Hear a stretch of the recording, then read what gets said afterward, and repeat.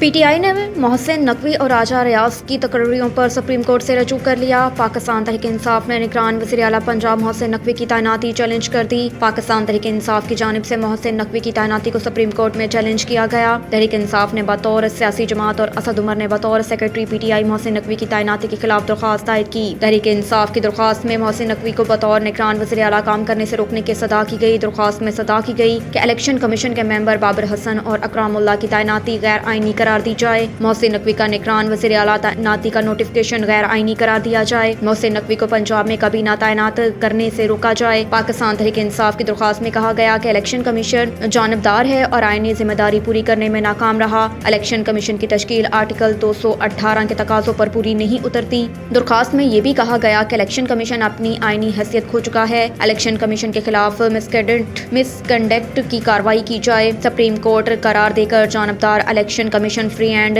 Fair election نہیں کروا سکتا۔ سپریم کورٹ تمام اسٹیک ہولڈرز کو متحرک کر کے صاف شفاف انتخابات کے انعقاد میں کردار ادا کرے۔ ایسے اقدامات کیے جائیں جس سے پنجاب اور دیگر صوبوں میں جمہوری حکومت قائم ہو۔ اس کے علاوہ پی ٹی آئی نے راجہ ریاض کو اپوزیشن لیڈر قومی اسمبلی بنانے کا فیصلہ بھی عدالت میں چیلنج کر دیا۔ پی ٹی آئی کی درخواست میں کہا گیا کہ راجہ ریاض کو اپوزیشن لیڈر بنانے کا نوٹیفکیشن غیر آئینی ہے، اسے کل عدم قرار دیا جائے۔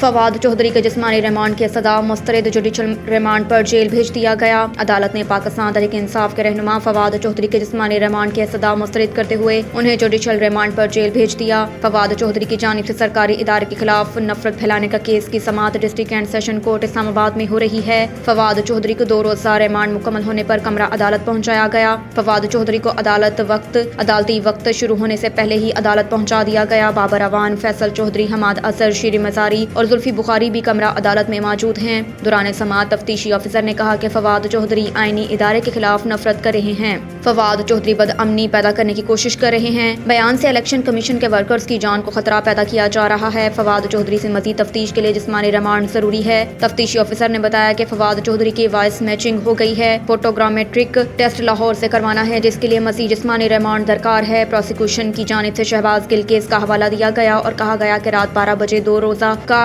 ریمانڈ ملا، تب تک ایک دن ختم ہو گیا تھا۔ عملی طور پر ہمیں 1 دن کا ریمانڈ ملا ہے، مزید ریمانڈ دیا جائے۔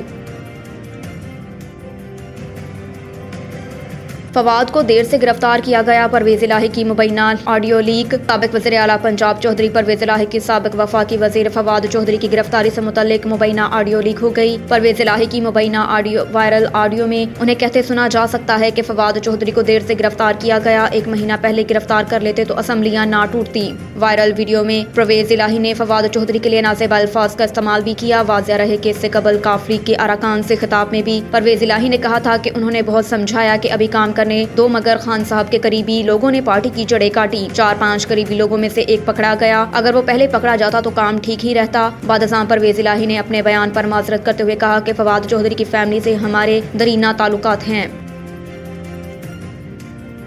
انٹر بینک میں ڈالر بے قابو مزید مہنگا ہو کر 262 روپے کا ہو گیا۔ انٹر بینک میں ڈالر کی اونچائی اڑان جاری اور روپے کے مقابلے میں ڈالر کی قدر میں تیزی سے اضافہ۔ گزشتہ روز کاروباری روز کے آغاز سے ہی امریکی ڈالر کی قیمت میں اضافے کا سلسلہ جاری رہا۔ انٹر بینک مارکیٹ کی اختتام پر امریکی ڈالر 24 روپے 54 پیسے کے اضافے سے 255 روپے 43 پیسے پر بند ہوا۔ آج جمعے کے روز بھی انٹر بینک میں کاروبار کے آغاز پر ڈالر کی قدر میں 1 روپے 57 پیسے اضافہ ہوا، جس سے ڈالر 257 روپے کا ہو گیا۔ کاروبار کے دوران ڈالر کی قیمت میں مزید اضافہ دیکھنے میں آیا۔ ایک امریکی ڈالر مجموعی طور پر 6 روپے 67 پیسے مہنگا ہو کر 262 روپے تک جا پہنچا۔ گزشتہ 2 دنوں میں انٹر بینک میں ڈالر 31 روپے سے زیادہ مہنگا ہو چکا ہے۔ پاکستان کے قرضوں میں 3950 ارب روپے سے زائد کا اضافہ ہو گیا۔ دوسری جانب اوپن مارکیٹ میں ڈالر 8 روپے مہنگا ہو کر 265 روپے میں ٹریڈ ہو رہا ہے۔